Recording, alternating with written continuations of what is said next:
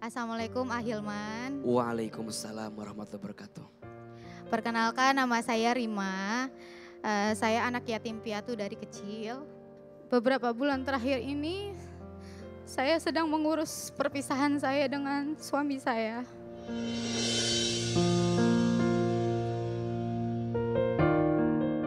Dan prosesnya lumayan rumit ya A, karena kan mantan suami saya ini seorang anggota. Saya menikah baru 2 tahun dan sudah dikaruniai anak usianya 1 tahun setengah. Nah, saya memutuskan untuk berpisah karena suami saya ini sudah menggunakan banyak uangnya untuk berjudi, Ustadz. Dan yang terakhir ketahuan saya memutuskan untuk pisah karena dia sudah berselingkuh 2 kali. Dan yang terakhir dengan perempuan sudah berpacaran gitu ya dengan perempuan lain 5 bulan yang saya ketahui Ustadz. Suami saya juga secara diam-diam saat saya tidur menggunakan akun saya untuk mendaftarkan pinjaman online.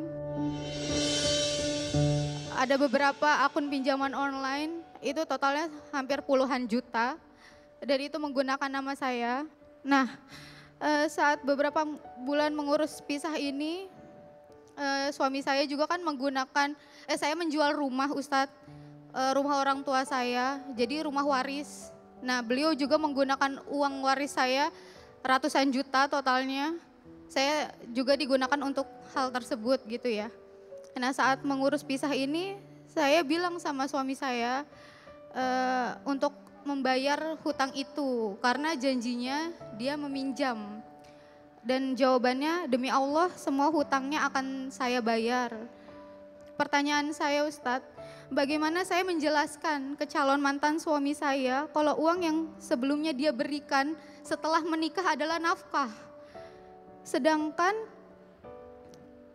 itu kan kewajiban dia sebagai suami untuk menafkahi istri dan anaknya. Sedangkan hutang itu kan kewajibannya untuk membayar. Dan yang kedua, setelah saya mengurus proses perpisahan ini, dia tidak menafkahi anaknya sudah 3 bulan gitu Ustadz.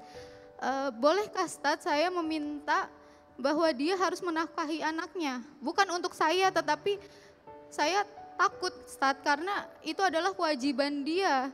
Dan yang ketiga Ustadz, berdosakah saya tidak mempertahankan rumah tangga ini? Mohon Ustadz untuk jawaban. Terima kasih. Assalamualaikum warahmatullahi wabarakatuh. Waalaikumsalam warahmatullahi wabarakatuh. Baik, Bunda. Ada 3 pertanyaan yang beliau tanyakan. 1 terkait dengan nafkah. Ingat, seorang suami punya kewajiban memberikan nafkah kepada istrinya. Nafkah itu dibagi 2, 1 yang sifatnya lahir, 2 yang sifatnya batin. Kalau boleh dibagi dalam 3 bagian, 1 ketenangan, itu nafkah. 2 keamanan, itu nafkah. Dibagi dalam 3 bagian, sandang, pangan, papan. Seorang suami wajib memberikan pakaian untuk istrinya.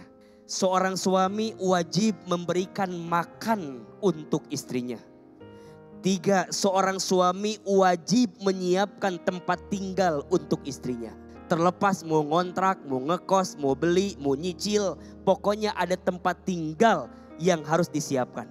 1 ketenangan, 2 keamanan, syukur-syukur yang ketiga kenyamanan. Maka tidak boleh menghitung, kan aku juga ngasih sama kamu, lain urusan. Adapun dia minjem sama kita itu urusannya hutang. Dan terus kita punya kewajiban untuk menagihnya. Kecuali di awal memang ini harta bersama. Tapi kan beliau udah bilang ini harta izin. Hasil waris dari orang tua beliau. Ini harta dipakai buat judi online. Dipakai buat mabuk, dipakai buat selingkuh. Maka masuk pertanyaan kedua, Aa, berdosakah aku meminta pisah dari suamiku yang seperti ini? Tidak. Kenapa? jelas-jelas zolim.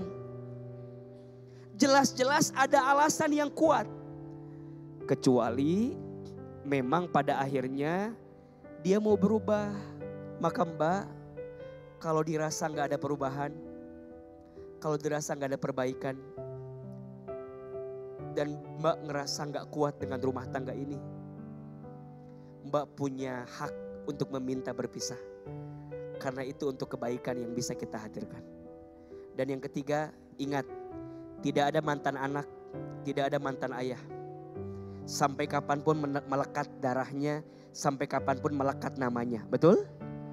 Maka seorang ayah, walaupun engkau sudah berpisah dengan istrimu dan engkau punya anak, engkau masih punya kewajiban untuk memberikan nafkah kepada siapa? Anak.